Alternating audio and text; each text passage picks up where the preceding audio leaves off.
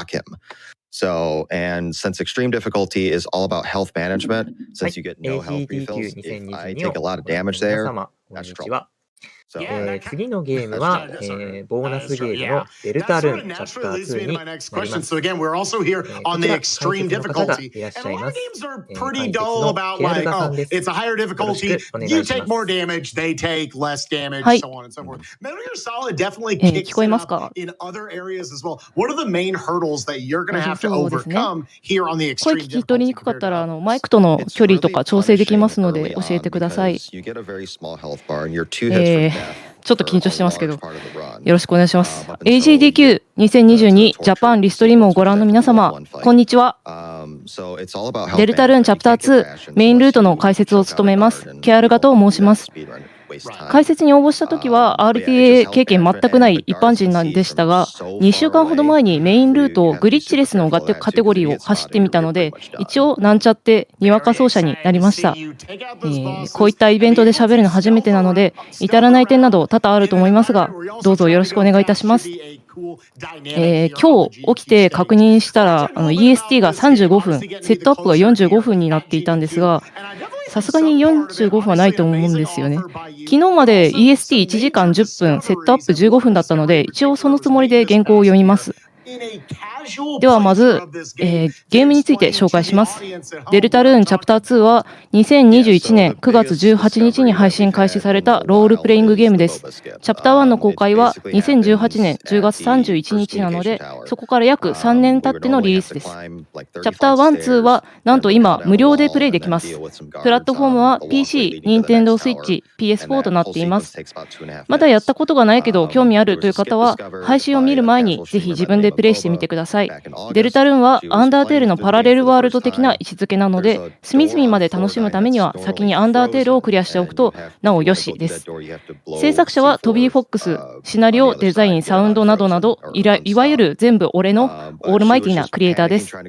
アンダーテールはほぼトビー一人で作り上げたゲームですが、デルタルーン、特にチャプター2では随分人が増えました。クレジットを見ておおと思った方も多いんじゃないでしょうか。トビーは腱鞘炎が一時期かなりひどかったそうで、個人的に親近感を覚えました。さて、ここからは RTA についての話をしていきます。デルタルーンチャプター2のカテゴリーはメインルート、スノーグレイブルート、オールボス、オールリクルートの4つで、それぞれバグあり、バグなしと分かれています。今回走るカテゴリーのメインルートは要はエニー%です。ワールドレコードは現在ゴッドチュエコさんの27分7秒、シャイさんの記録は27分27秒、現在4位でトップとは20秒差になっています。走者のシャイさんについて、シャイさんはデルタルーン、アンダーテールの RTA を精力的に走っています。今回走るメインルート、バグあり以外のカテゴリーでも多数上位にランクインしている実力の持ち主で、デルタルーンのモデレーターでもあります。RTA 中もよく喋り、よく歌います。ピアノも弾けて、ツイッチでは演奏配信も行っています。続いて、ゲームの特徴について説明する予定だったんですが、さまざまなものをぶっ壊す大変なバグ技が約1週間前に発見されました。1月7日の20時頃、私がスピードラン .com をチェックした時点でのワールドレコード45分43秒でした。それが翌日には27分27秒になっていて、今は27分7秒。ゲームの内容的には実質半分かそれ以上の短縮です。まさに今、熾烈な更新合戦が繰り広げられている超ホットな RTA と言えるでしょう。こちらどんなバグか、ざっくり説明しますと、開通前のドアで悪さをして無理やり通り抜けてしまうという感じですね。ドア自体は正規のショートカットなんですが、まだこの段階では使えない状態になっています。奏者の間ではドアオーバーフローと呼ばれているそうです。これによってゲーム開始から約5分程度でクイーンの館、最終ダンジョンですね、に到着できるようになりました。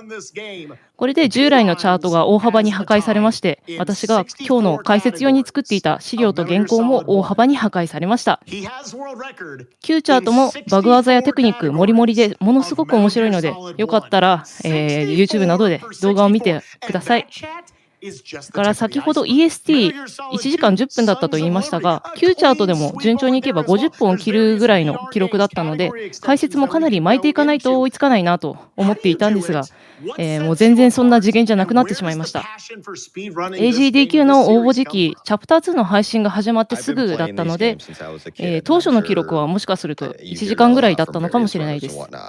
今回話したいことめちゃくちゃあったんですが、こうなった今、ストーリーの補足などもうちょっと無理かなという気がするので、新技によってどれぐらい変わったかをお話ししたいと思います。Q チャートの見どころといえるバグ技が2つありました。1つ目がロングワープ。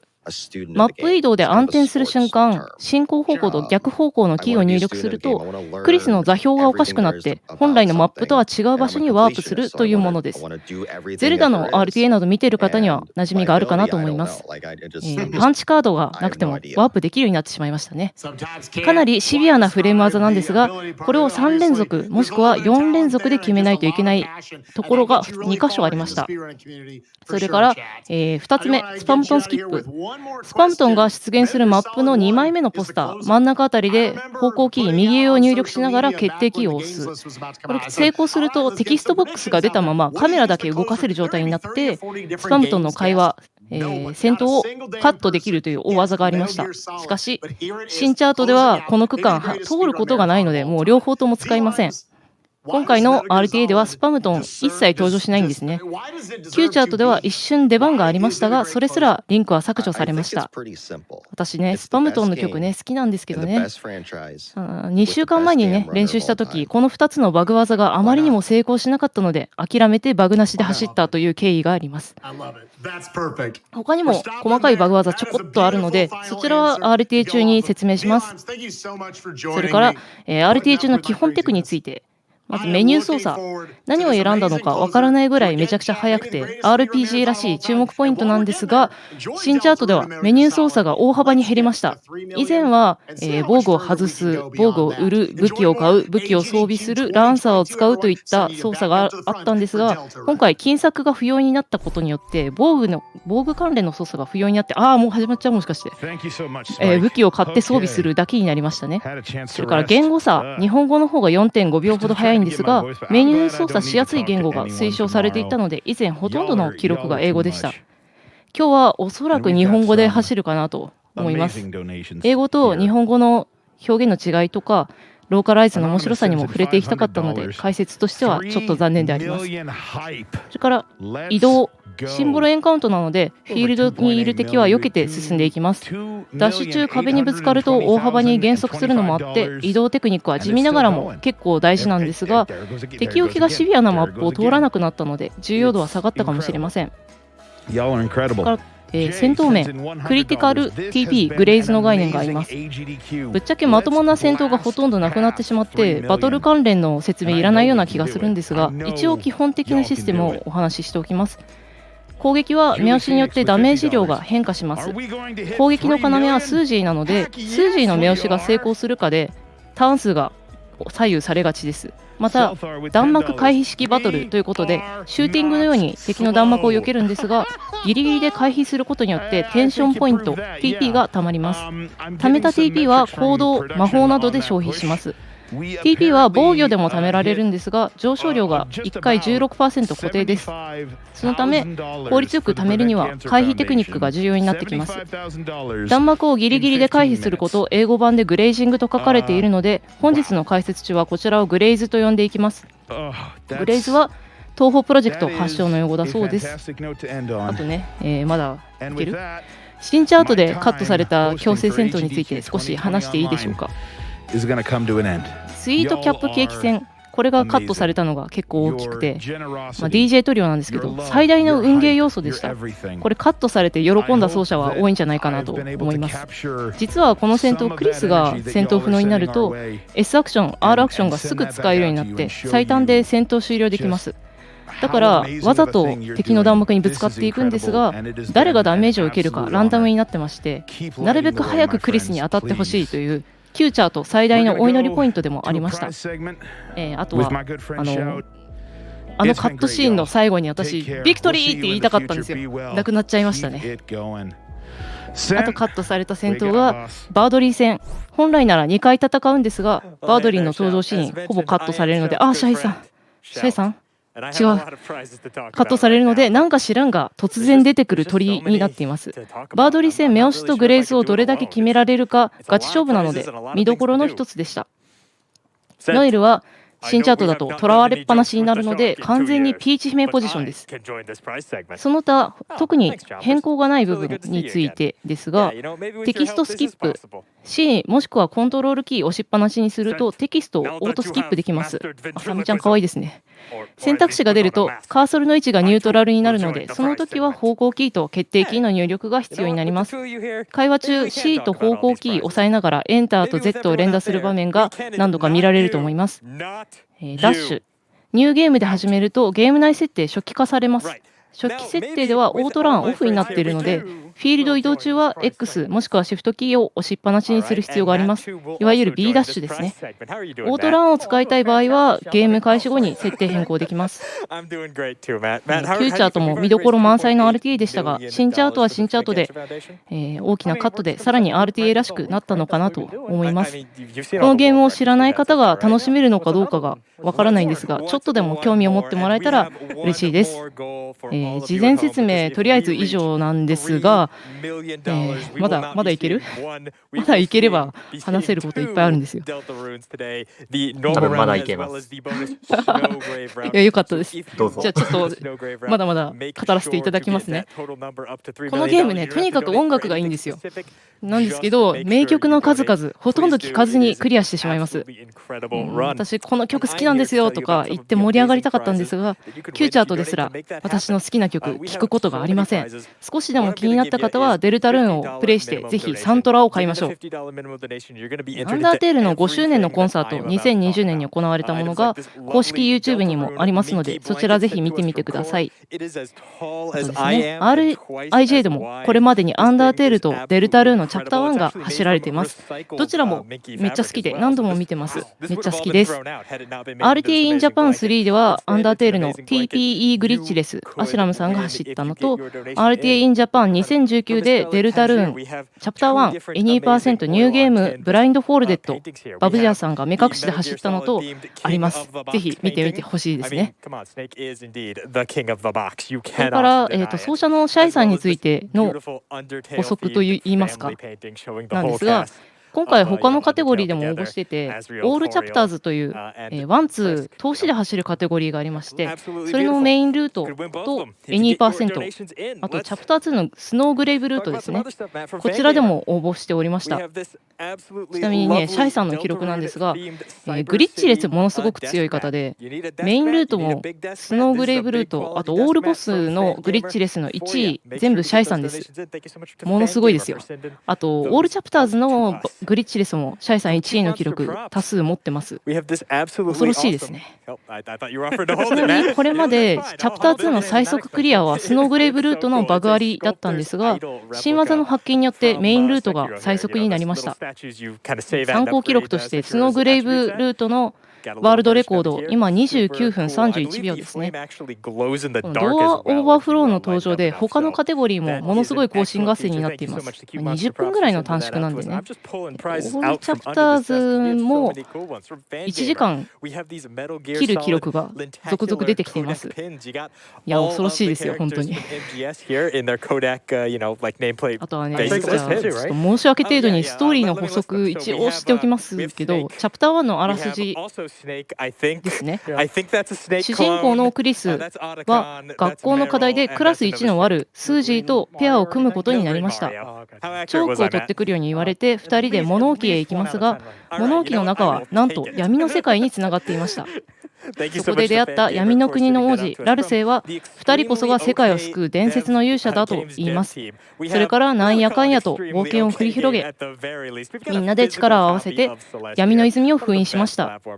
現実世界に戻るとすでに夕方、明日また行ってみようと約束してスージーと別れお家に帰りました。チャプター2はその翌日のお話となっています。スージーのことクラス1のワルと言ってしまいましたが、クリスもなかなかのやんちゃボーイであること、街の人たちの話から分かります。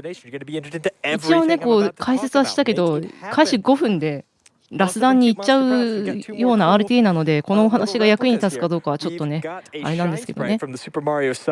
あと、Q チャートの話もう少ししていいですか。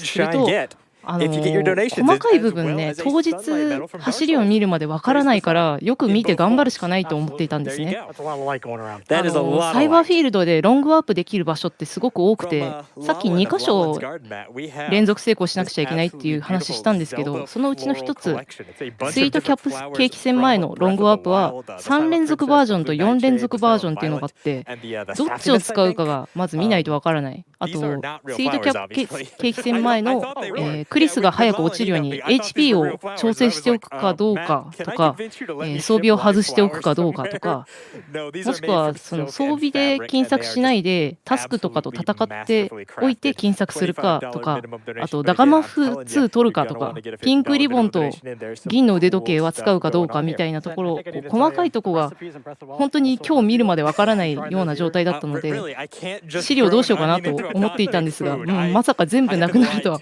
思ってもみませんでしたね。ちなみにピンクリボンと銀の腕時計はグレイズの効果アップ防具でして、私のようなちょっとゲーム苦手だなみたいな人にとってはかなり有用なアイテムだったんですが、カットしてしまう都合でもう取れないという状態なので、より実力が問われるカテゴリーになってしまいましたね。サイバーシティはなかったことになってますね、完全にね。ま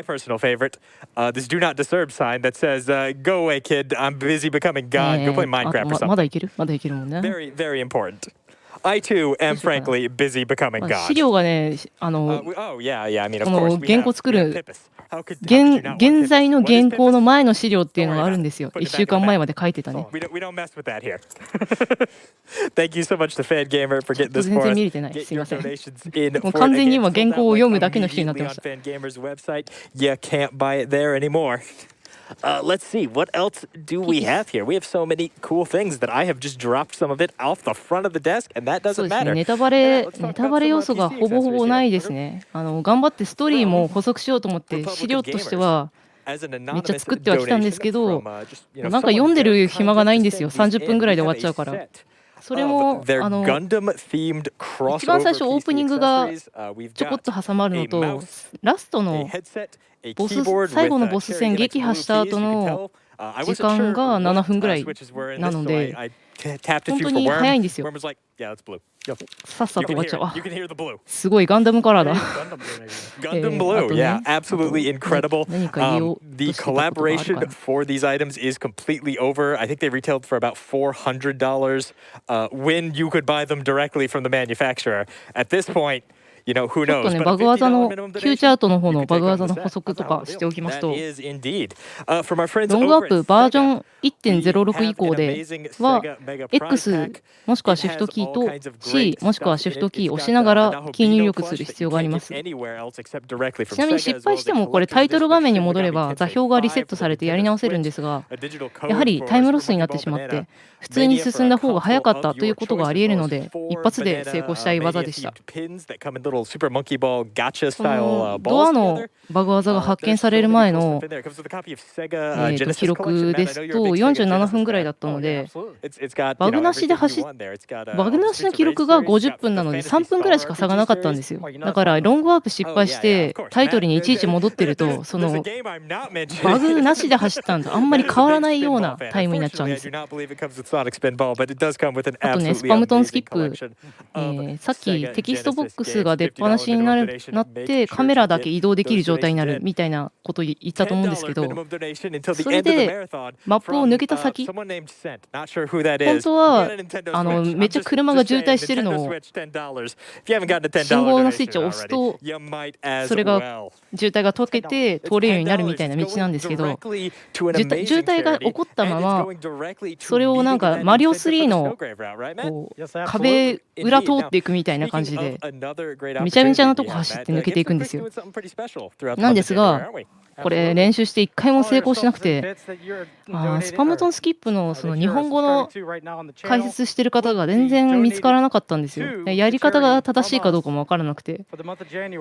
ちなみにね、昨日ね、ドアオーバーフローも試しに練習してみようとしたんですよ。なんですけど、これもやっぱりなかなかね、成功しなくて、スノーグレーブのドネーションが達成してる？ちょ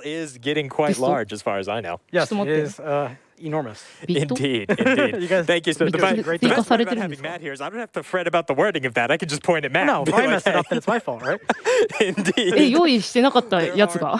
So many amazing prizes you could win available right now, even more than I had time to show off. Again, $50 is going to get you into every single non-grand prize available right now. But we should talk about the grand prizes as well, because behind you, Matt, we have a lovely Skytech Gaming Mark 9 gaming PC. It's got a 3070 Ti in it. Matt, you're a PC guy. でもね、ちゃんとね、スノーグレーブルートのあれですよ、今回ドアオーバーフロー後のルート、シャイさんの配信見たので、一応ね、大体こうだろうっていうのは分かってます。やっぱりドアオーバーフローを使うんですけど、ものすごい悪用してますね。こんなこともあろうかというか、まあ、楽しく見てただけなんですけど、どこにドア使うのかなと思ってたら、ドネーションって何？基本はそんなに変わらないんですよ。途中が違っても最初と最後同じなので。解説できるかな？多分できると思います。all pictures of all of our prizes. We've got so many cool ones. While you're there, you can check all the progress of that Snowgrave incentive. Remember, we need $3 million to make that happen. But together, we have learned that you and any number of small animals with knives can make things happen. I believe in it. 寄付金がね、一定額達成すれば走る枠っていうから、もしかして私解説ができないのかできるのかもわからないんだろうかと思ってたら、いや前回のサマーゲームスダンクイックの最後のボーナスゲームが25万ドルとかだったので、そんなぐらいなのかなと思ってたら、ね、今回50万ドルっていうビットになってまして、すごいですよね。達成されたんですもんね。My name is T-Tree and I'm so very, very glad to be here with you on a Saturday night. 来るかな？Sorry, not sure what happened there. In all seriousness, though, thank you for being here as we bring the week-long hype train into the station. Holy Cangadero, chat! You've all been absolutely killing it with donations. There it is again. Weird. 今 95% ですね。95%。いや、達成しちゃいそうですね。そうですね。そのまま私話しちゃってもいいんでしょうか。この続きでやるんですかね。いや、どうでしょう。メインルートがこちらに変わるのか、どちら？そういう話？どうなんでしょう。どうなんでしょうね。結構一応ね、デルタルーン通常プレイとしてもそれなりに結構やったので、いけるかなと思ってるけど、本当だ。マイルストーン。達成しました。達成した。スノーグレーブルートラン。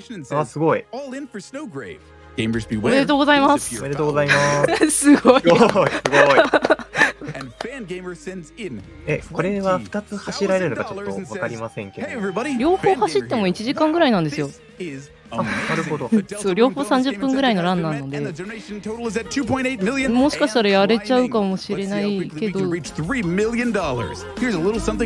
からないな。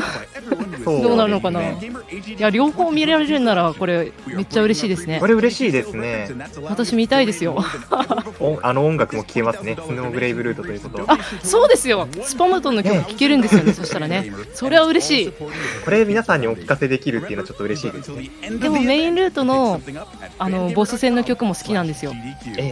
どっちもかっこいい。いやー、こんな贅沢なことがあっていいんでしょうか。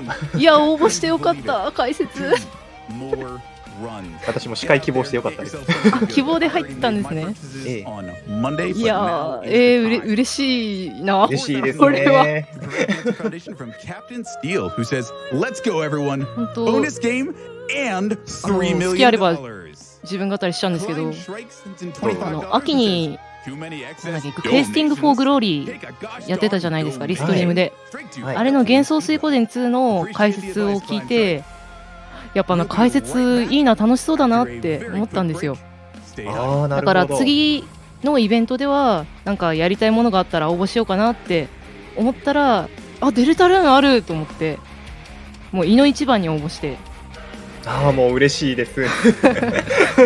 で、こちらボランティアサイドとしても。はい、なんて言おうとしたんだっけ今。すっとちゃった。RTA 経験があるかないかでちょっと解説の優先度みたいなのが左右されるので、もう絶対にやりたいからバグあり走ろうと思ったぐらいなんですよ。それで練習して、でもバグ技が決まらなすぎて仕方がないからバグなしを走ったっていう、そういうね。なるほど。はい。だから誰もこう応募してこなくてよかったみたいな気持ちがちょっとあります。まあ、今コメントでモデレーターの方も流してくれたんですけれども、解説非常に楽しいですので、そうなんですよ。ちょっと不安な、ちょっと自分が出てもなと思う方がねいらっしゃっても、我々スタッフも支援しだしますので、また次のイベント等あるときはぜひ応募よろしくお願いします。あ、はい、もうぜひぜひ。もしね、これからオールチャプターとか、もしくはまたチャプター1の目隠しとかあったら入りたいなと思ってますし、他のゲームでもね好きなものがあれば解説入りたいし、なかったらもう今度司会とかでもう応募してみようかなと思ってますので、もしかするとまたねお会いできるかなと思います。ただちょっとスノーグレイブルート 96% になってますね。あれ、達成されたような。そうですね、下がってる？下がってますかね。どうなんだろう。ちょっと、いやでもいけそうではありますよね、どっちにしろきっと。そうですね、300万まで出して。そっか、上の表示が正しいんですかね。今そうですね、288万ぐらいなんですが、この予定準備時間の45分っていうのがこのなんていうか寄付待ち時間みたいな感じなんですかね。上はあれですね、現地時間。予定なんだっけ、準備時間が45分って書いてあったんですよ。昨日までは15分だったんですけど、今日見たらそうスケジュールの方で準備45分になってて。15分じゃない。あ、来ましたかね。来ました。あ、音、はい、来ましたね。それでは解説の方よろしくお願いします。はい、よろしくお願いします。Deltarune Chapter 2, because this is an absolutely wild speedrun. I hope you guys are ready. 見慣れたサイさんがカミカミになってしまう。タイマースタートは名前入力して「はい」を選択した瞬間になってます。名前の入力はタイム関係ないので好きな名前を入力できるんですが、今回の RTA で反映される部分がありません。セーブデータの名前だけですね。あ、日本語だ、やっぱり。何を入力しても操作キャラの名前クリスで固定になってます。自分が何者になるかこの世界では誰も選べないという言葉がねチャプター1にありましたね。なぜ英語じゃないかというと、日本語の方が 4.5 秒ほど早いからです。多分テキストボックス自体はねそんなに多分差はないと思うんですよね。We need to make sure that we do this RNG manipulation, which is スキップはオートで1秒あたり15テキストボックス出てきます。なんか連打すればもう少し速くなるかもしれないんですけど、常に15以上出すのが難しいとかなんとかです。こういうねオープニングの日本語で今出てるところを英語で走るのかなって思ってたから、日本語の原稿をを用意しておいて翻訳しようかなとかも思ってたんですけど、まあ、今回いらなくなりましたね。Absolutely incredible. It is really something else. What everybody can do when we all come together like this to kick cancers censored. ドキドキしますな。 Can't say that word on TV. Hyperlink blocked. Yeah. So as the legend comes up to a close here, ちょっと水飲みますね。this game is pretty wild. There's a ton of glitches, way more than Chapter 1. Chapter 1 had like nothing. It had an incredibly niche tech that didn't even get used in the speedruns. Chapter 2, by comparison, I mean, woo, there's a lot of things to talk about in this game. I mean, wrong warping, that's there. Crazy skips, that's there. Overflows, item manipulation, all there. チャプター2で1、2を争うぐらい好きな曲がマイキャッスルタウンの曲なんですよ。このオープニングの曲のなんですか、同じテーマのアレンジバージョンみたいな。まあ RT 中は絶対聴かないんですけどね。それめちゃくちゃわかります。よかった。あと今一瞬セーブデータの画面映ったと思うんですけど、セーブデータの画面のここの曲もすごい好きなんですよ。セーブデータ消すところから、あ、なんか入ってる。ミイラーもバックアップとか一緒に見ましたね。何を入れるんですかね。クリス入れるの？違う。クローメ。クローメ。これスパムトンが使ってる通貨単位、クローメの英語表記です。始まるかな？クローメを送金してくださいですね。グッドラック。開始したらすぐママのテキストスキップから始まります。もう起きて学校に行く時間よみたいなことを言ってますが、始まったらすぐに自分のベッドを調べて選択肢左を選びます。これ二度寝をすることで闇の世界に行くまでのシーンを丸ごとカットできます。これは仕様です。大事なことをたくさん見逃すかもしれない。眠りますかと出てきますが、はいと答えます。これでチャプター1とは別の闇の世界、サイバーフィールドへやってきました。本当は放課後にクリスと数字でもう一回物置を調べて、また闇の世界に行こうっていう話になって、そこが今度城下町になっていてみたいな。ああ、もう早い。この子がノエル、トナカイの女の子ですね。クリスのお隣さんで幼なじみ。今高笑いしてるのがクイーンです。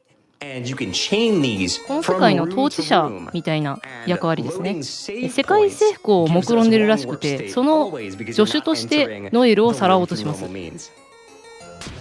早速一番最初の強制戦闘に入ります。ケーブロイド2体です。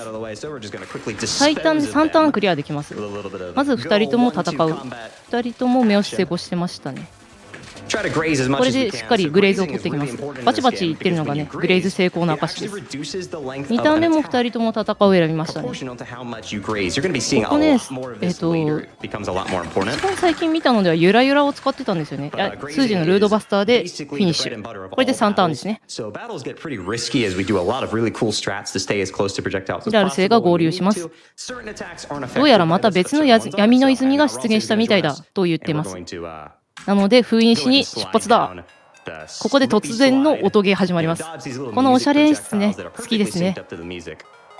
急にビーマーに始まったと思ったんですけど、ちなみに私音ゲーも好きです。好きあれば自分語りしてしまいました。この辺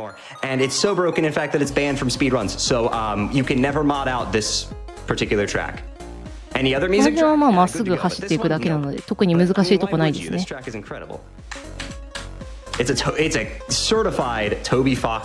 かりまっすぐ走っていけば敵簡単に避けられます。この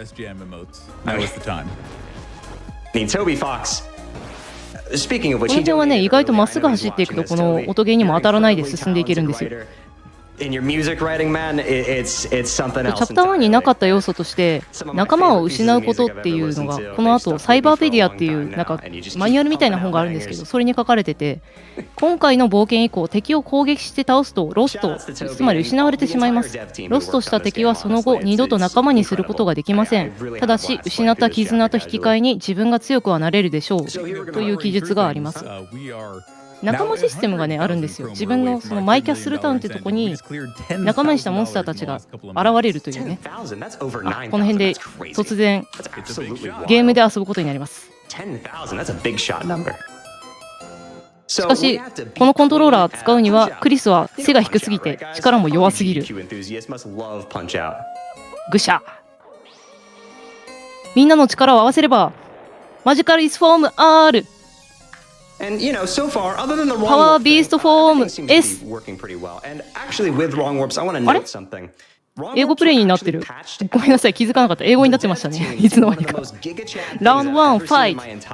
このパンチアウトゲームっていうかまんまパンチアウトなんですけど、Z か X キーで攻撃、十字キーで回避します。今シャイさんがやってるので、この攻撃回避っていうタンバシッてやるとすごいちょうどいい感じに回避して殴ることができます。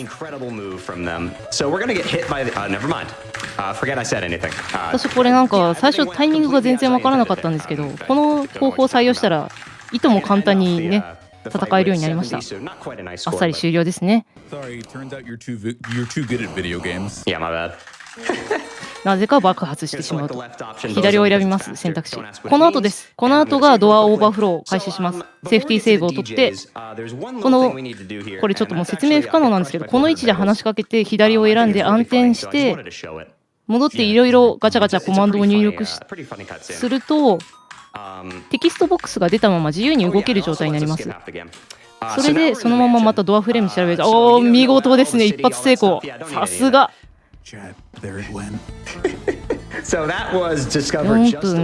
分半ぐらいだからまあいいタイムですね。ここまっすぐ無視して右へ行きます。下に行くと止めるスイッチあるんですが早いな。この壺は避けていきます。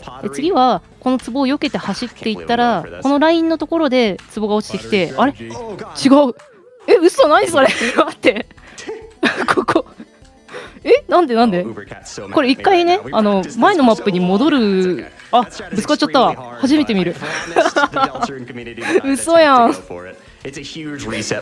当は前のマップに戻ることで戦闘回避できたんですよ。だけど今ね、なんだろう、ファンサ的なものですかね。ここでねパレットラと戦うの初めて見ますね。ちょっとねパレットラの攻略法一回も見たことがないので知らないですね。パレットラはこの服の色を合わせてあげることでスペアできます。スペアじゃなんだっけ、見逃すですね。次の日はこの4つの絵に名前がついてまして、右下にいるタスクマネージャーに話しかけると整理整頓を手伝うで左下左と選ぶとすぐにスペアできます。ここね3問目がなんか引っ掛けになってるらしいですね。ちょっと休憩時間です。これまあ若干のアクション要素ですね。避けていかなくちゃいけない。タスクマネージャーさん可愛いですよね。タスクとタスクマネージャーさん好きですよ。タスクが今回通らないですけど、なんかこう枠にはまっちゃっててお尻が出てる、お尻っていうか尻尾が出てるのが見られるんですけど、あの絵がめっちゃ可愛くて捕まりましたね。次ね、左上に進んで厨房に向かいます。もしかして厨房にネズミがいるのってダジャレなんですかね。マウスホイール戦です。ここはトラップオールでなるべく大量にゲットしたいです。あ、いい感じですね。62%。これで多分2ターンでスペアできます。もう一回ごっそりと。これね、ちなみにね、あまりにもやらないでいると時間切れになります。これで東のダイニングホールの扉が開きます。これ意外とねまっすぐ走っていくとこの炎に当たらないんですよ。ちなみにこの炎を吐くタイミングが笑い声と合っているというのをどこかで見ました。ここでは皿のうちたった一つに鍵が隠れているので鍵探しをします。一番近くのところ3回調べると配置し直されて、右下の方に行くと動いてるテーブルがあるのでこれですね、調べますと暴走をしますので、このプリウスに乗って蹴散らしていきます。多分なんですが、この鍵出てくるとこはランダムです。チラしていきますね。で次のところなんですが、壺を割るとパレットラが襲いかかってくるはずなんですが、ここなんと Z とエンターを連打することでパレットラが悪空間に消えてしまいます。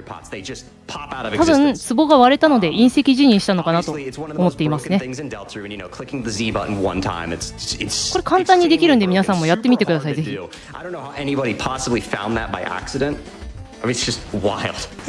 Hey, speaking of broken, do we have time for a quick donation? Of course. We have $40 from ね、one こ Fred こもちょっと休憩ポイントですけど、このアニメーション可愛いですよね。コーヒーかぶる。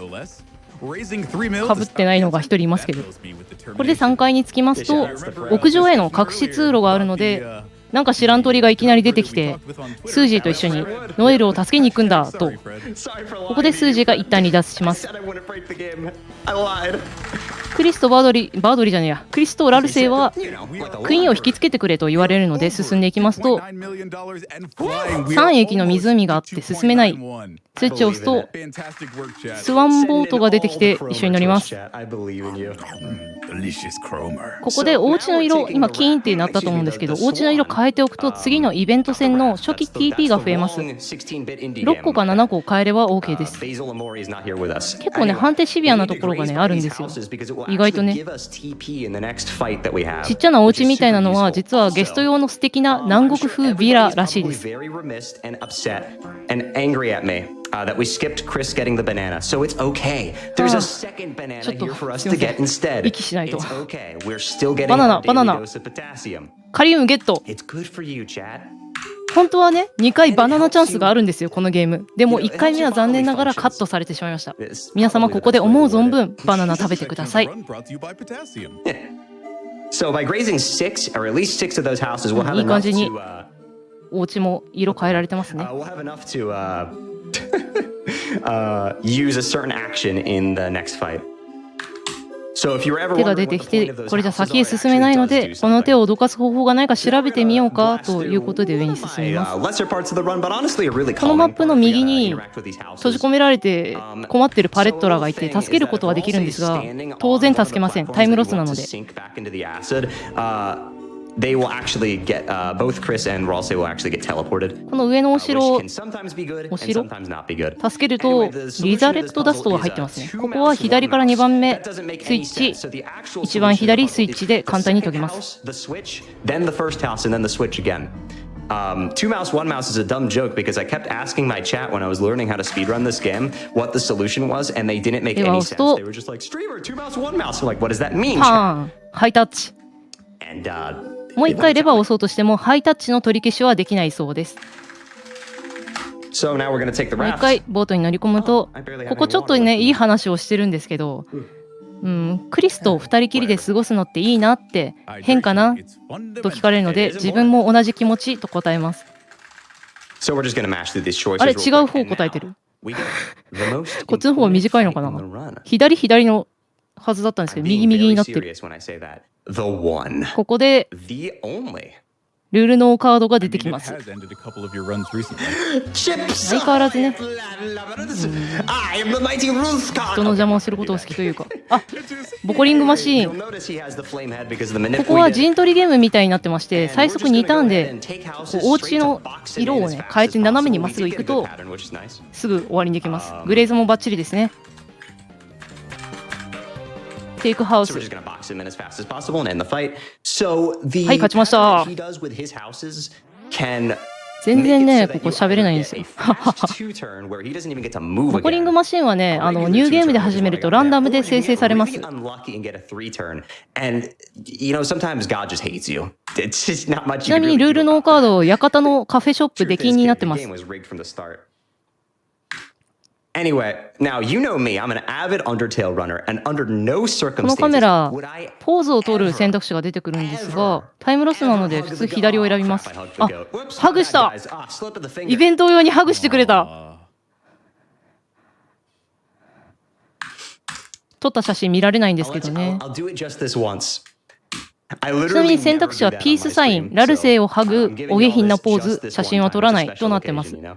Anyway, we're coming up to the absolutely most important skip of the run, holding right here ここ during で these スージーが合 choices. 流するんですが、 あ、さすがにスキップですね。右右と選ぶと、スージーとノエルの会話をカットできます。Noel doesn't even show up in this run, I'm sorry. Anyway, before proceeding to 今頃スージーは何をしてるかな、気にならないと言われるので、どうでもいいを選びます。ここで一回サイバーフィールドまで戻って武器を買います。もうこの時点になると十分お金が貯まってるので金策がいらなくなりましたね。ミュージックショップでメカセーバーとオータックス買ってクリスとスージーの武器を交換します。唯一のメニュー開く場面ですね。正しいドアの使い方してますね。で4階に戻りまして、ここは1回ワーワーワイヤーが通りぶつかってる。本当は1回通り過ぎたのを待って走っていくとここ避けられるんですよ。でワーワーワイヤースキップって呼ばれてるんですけど、初めて見るぶつかったの。あ、でもうまいですね、さすがですね。こいつね、普通に強いんですよ。強いしスペアしようとしてもそれなりにターン数がかかるので結構なタイムロスなんじゃないかと思いますね。うまいな、こうやってグレーズ取るのか。ここでねあんまり食らっちゃうとそのまま進んでボス戦に入っちゃうので、それで私RT 中ね一回戻ってセーブし直しましたもん。ご覧の通り大変強いです。ワーワーワイヤーって言っちゃったけど日本語だとなんだっけ、ケーブロイドロイドですね。あ、戻りましたね。ボス戦前のセーブここだけなんですよ。そうなんです。シャイさんね、こういう感じでいつもこう喋りながらガンガン喋りながら記録出してるのですごいんですよ。こんなに喋ったり歌ったりしてるのに記録出しちゃうのみたいな方なんですね。あれなんか結構引っかかってましたね。だいたい1回ぐらいで終わるんですけど、今のクイーンが登場します。ボス戦です。ここ攻めチャートと安定チャートがあって、グレイズがちゃんと取れてれば攻めチャート選べるんですが、よし決まんないな。最初は戦う、1、2ターン目は戦う全員です。ここのグレイズなんかめちゃめちゃうまいんですよね、取り方が。参考になりますよね。2ターン目も戦う。このターンが終了するとクイーンがアシッドシールドというバリアを展開します。そのアシッドシールドをいかに早く壊して本体にダメージを通すかみたいな戦いになってきます。ルードバスターかな、ルードバスター打ちましたね。これで1ターンでシールドが破壊できます。いい感じですね。3ターン目でバリア破壊、しっかりグレーズを取っていって、次のターンは全員戦うかな。全員戦うですね。目足もバッチリ。さすが。ここでまたアシッドシールド展開されますね。バリアが展開されて次またルードバスターですね。レッドバスターだ。レッドバスター使って1ターン破壊狙っていくのかな。あ、ダメだ。ここどうしても多分2ターンかかっちゃうのかな。ここのね曲めちゃめちゃ熱いんですよ。クイーンのテーマとバードリーのテーマがマッシュアップするんですよね。めちゃめちゃかっこいい。この曲を聴いたせいで逆にクイーンの曲とバードリーのテーマが好きになるっていう。なんか珍しくめちゃめちゃ食らってますね。こんなに食らってるシャイさん見たことない私。I think this should kill. We're just short. Okay, that's okay. もう1ターンかな。あともう1ターンで倒せそうですね。あ、ダメだ。アシッドシールド入っちゃった。Absolutely. 早く倒さないとアシッドシールドどんどん貼られちゃってターン数伸びちゃうんですよ。Yeah, we're stuff's a big supporter of mine. Thank you so much, friend. Slowpoke sends in $79 and says, in honor of Pokemon Crystal, donating $79 for my favorite X number. Let's hit that $1 million, everyone. ルードバスターの TP 消費が 50% で、レッドバスターの TP 消費が 60% とかなんですよ。結構ちゃんとグレーズ取らないと打てない。あ、ここまで長引いてるの初めて見ましたね。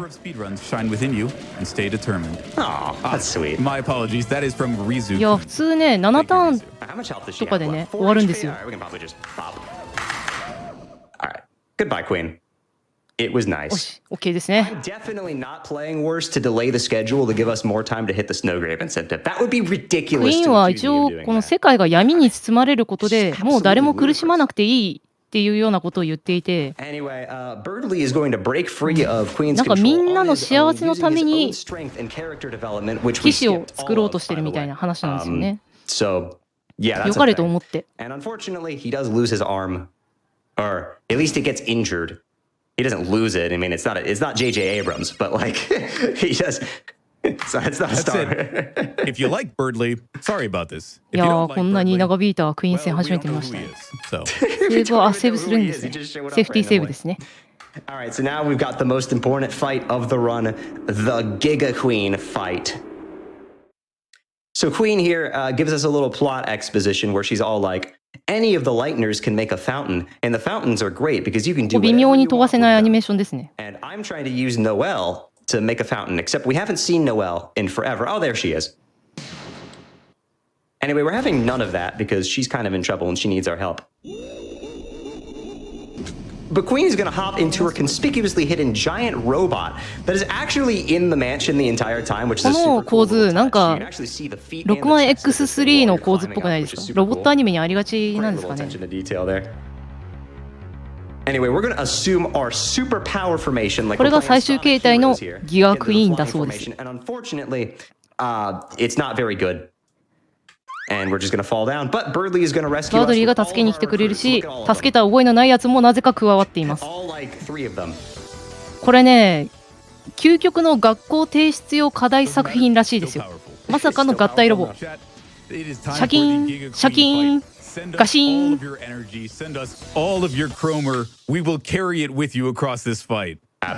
これね、チャプター1で作ったボコリングマシーンをデータ引き継ぎすれば引き継ぐんですが、さっき言ったようにランダムになってて、4種類のモードから一番高いステータスに合わせたモードが搭載されていて、ソードモードが最速と言われてます。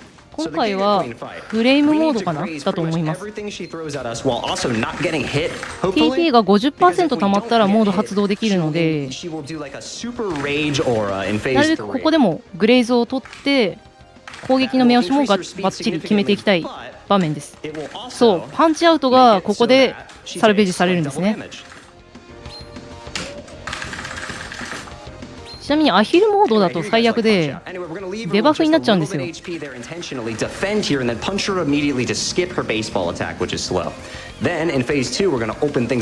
みに操作はパンチアウトと変わらず避けて殴るのみです。あ、モード発動しましたね。なんとかモードエンゲージドって書かれてるのがかっこいいんですよね。英語だとね。なんとかモードは4種類からランダムなんですが、固定でターボドッチっていうスピードアップする行動とセルフリペアっていうのがあります。セルフリペア最初は 20% の消費なんですが、使うごとに TP 上がっていきますね。一番最初私このギガクイーン戦結構苦戦したんですよ。3回ぐらいゲームオーバーしてようやく倒したんですが。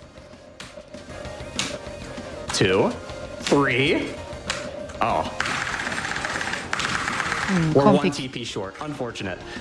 もうちょっとですね。これ意外と避けるの難しくないですか？クイーンの攻撃が早いんですよね。それで何回も殴られるっていう。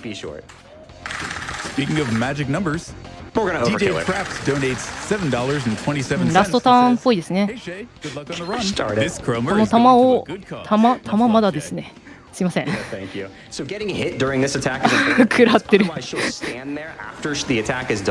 の弾を打ち返してこの戦い終了です。そし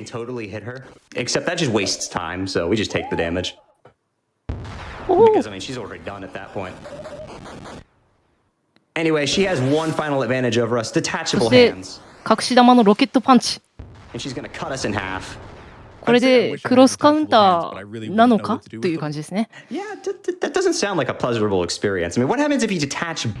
撃破タイムの目安が20分ぐらいなので、まあいい感じなんじゃないでしょうか。ここで日本語だとノエルちゃんって言うんですけど、この英語版だとノエル、ハニー、ダーリン、スイーティー、グレイビーって書かれてて、なんか英語だとそうなんだみたいなのがね、楽しいですね。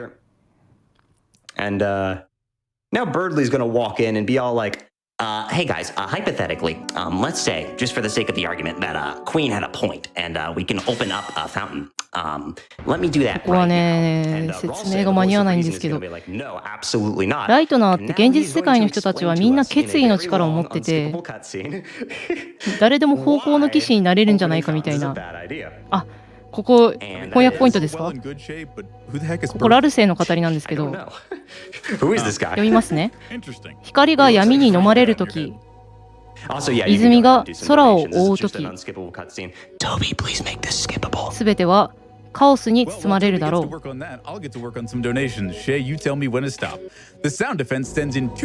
泉より巨人が出現し、こ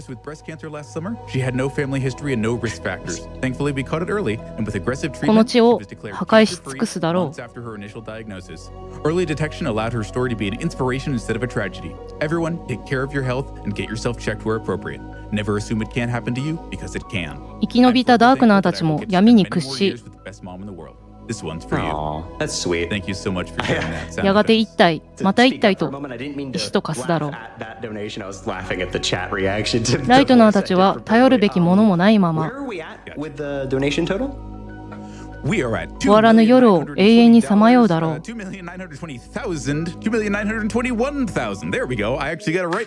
そんな世界を楽園と呼ぶか？ Chat, All right. keep it up. The cutscene is finally over. So you know how the game rewards us for finishing a クイーン cutscene? はこの情報全然知らなかったそうです。Hey, my favorite thing. あらやだ、そうなの？全然知らなかったと言います。 And this is why the roaring 騎士の cutscene 行動に基 makes づいて it 推 really 測 nice していた because だけだそうで you す go ね。 from cutscene to cutscene to cutscene here. かくして和解しまして、 Player involvement. And it's a big moment for the story, you know. All 5 of the characters are reunited, you know, Birdley and Noel who didn't プログラムバイバイ元気でね show up in this ドットエグゼキャンセルされまして、クイーンもキャッスルタウンの仲間になりました。 But we've got plenty of involvement from chat. Yeah, chat's Justin- 方向の騎士ってザ・ローリングナイトとかって言うんですね。 I'm peeping at 確か him. ね。 Stay lovely, chat. I hope you're all having a 方 wonderful 向の night. 騎士がこの泉を生み出してる。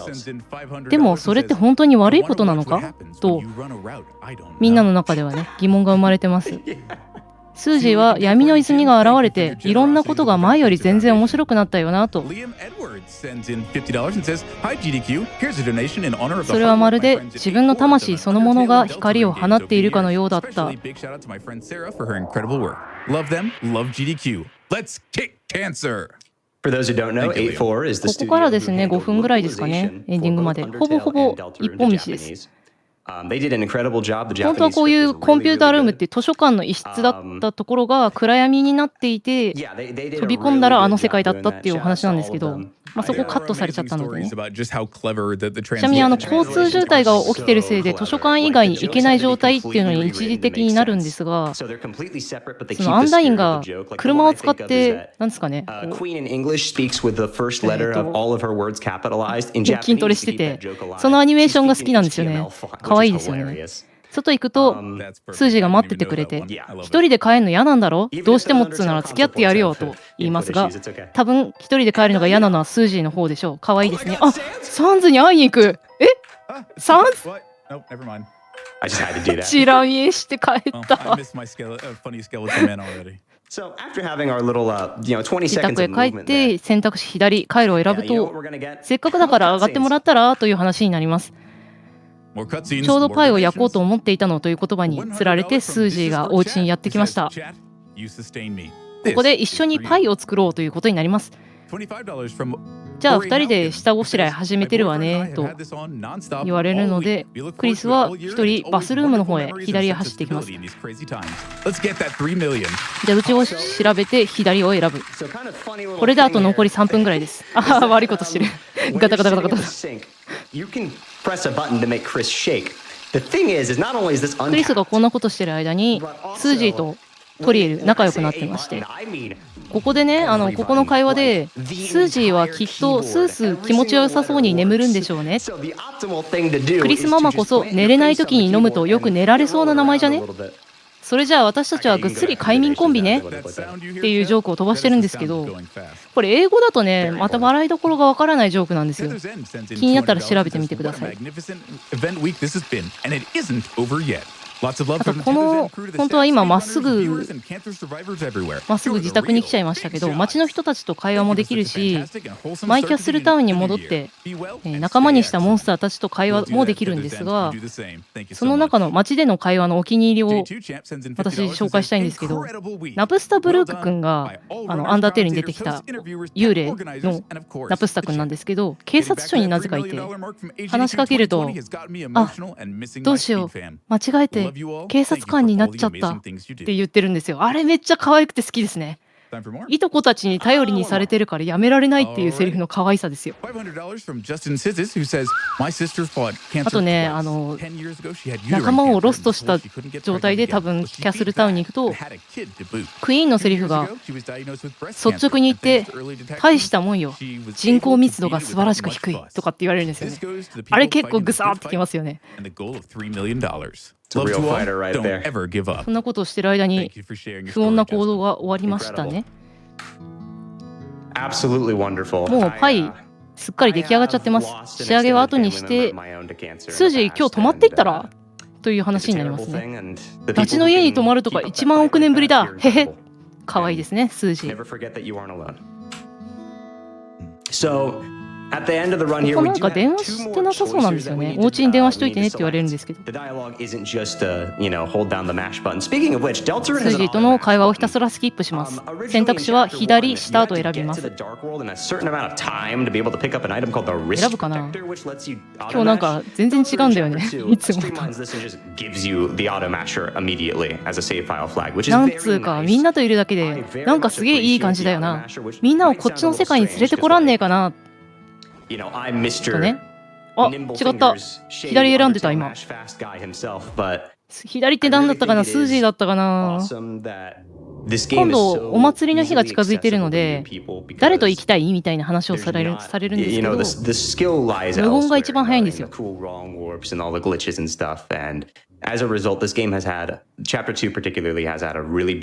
これから12時間耐久レースだって言った瞬間に寝落ちてます。タイマーストップの時間近いですね。最後にトリエルのテキストが閉じた瞬間がタイマーストップです。もうちょいですね。ストップです。グッドゲーム。最後の2人とももう眠ってしまったのねというセリフなんですが、これを閉じた瞬間になります。これがプレイヤーの最終操作になるので。ちなみにこの直前にトリエルがしてた電話なんですが、警察に電話をかけてまして、外をうろつく人影が見えた気がして、うちの車を見てみたらタイヤに刃物で切られたような跡がと言っていました。一体誰が？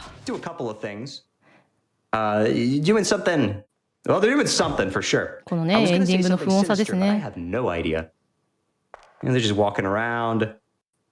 めっちゃ不穏な感じで終わるのにね、これからあと何年待つんでしょうね。ちな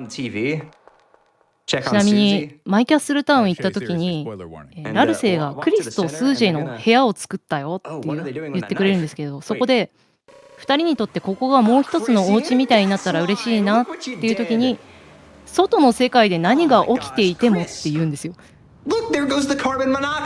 それでこの引きですよ。何か絶対起きるじゃんって思ってからのこの何か起きちゃった。もうお家がねこうなっちゃいましたからね。予期していたかのような部屋作りですよ。Oh, I see. You're quoting official sources. I'm so excited for Chapter 3, man. This game is going to be great. I know it is. Shout out to Toby Fox and all of the developers who've worked really hard on this game, and for not only working so hard on this game, but also being so cool as to give us this game, Chapter 2, for free just because of how hard the エンディ last ングも couple of 流 years して have くれ been るん for ですかね。 everybody. Such a stand-up 私こ move, のエンディング honestly. 最初に聞いた時に逆再生なのかと思っちゃいましたね。 And here are all the developers right here in the Hi, credits. Fred. Sorry, Fred. Yeah, sorry, I lied to you, Fred.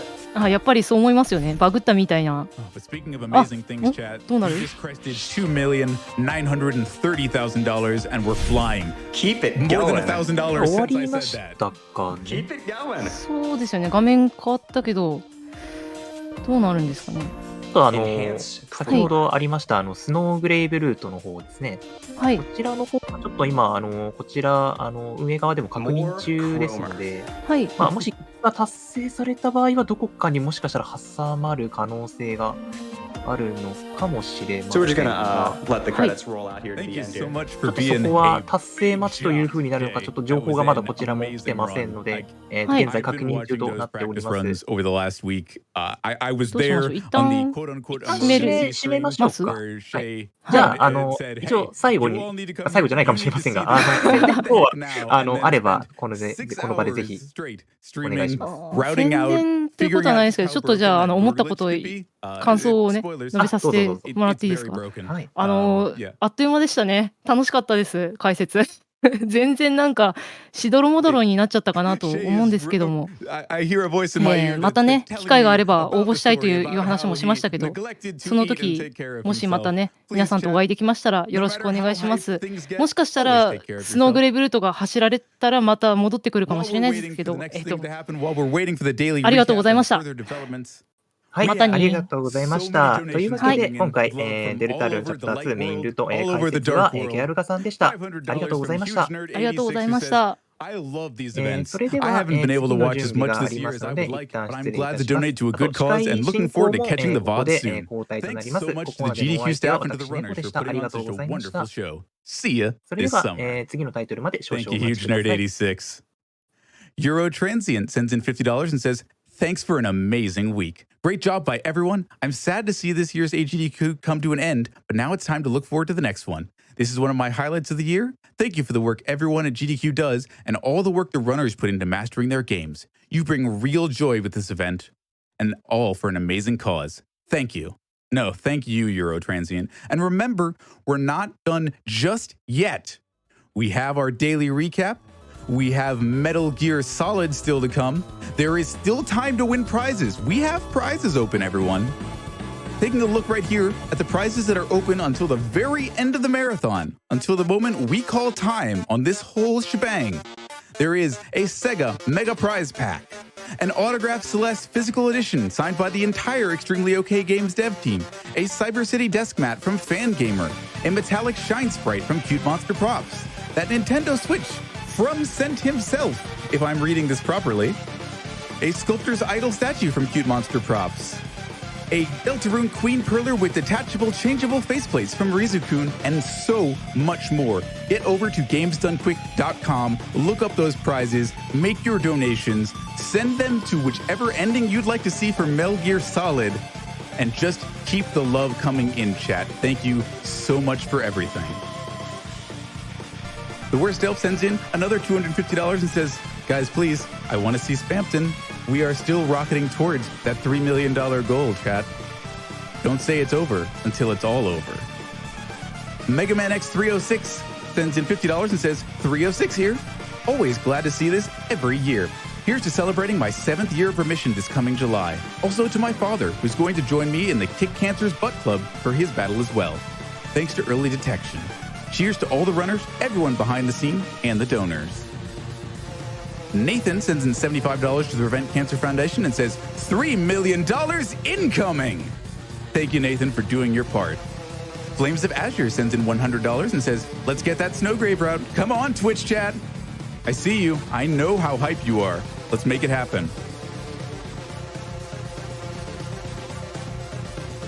Private Phoenix sends in $50 and says, "Thanks GDQ staff and runners for continuing to put this together every year. Love watching these amazing runs with my wife, and we're so close to breaking the $3 million mark again. Looking forward to see how far we can get by the end of the event, and good luck on the rest of the runs today."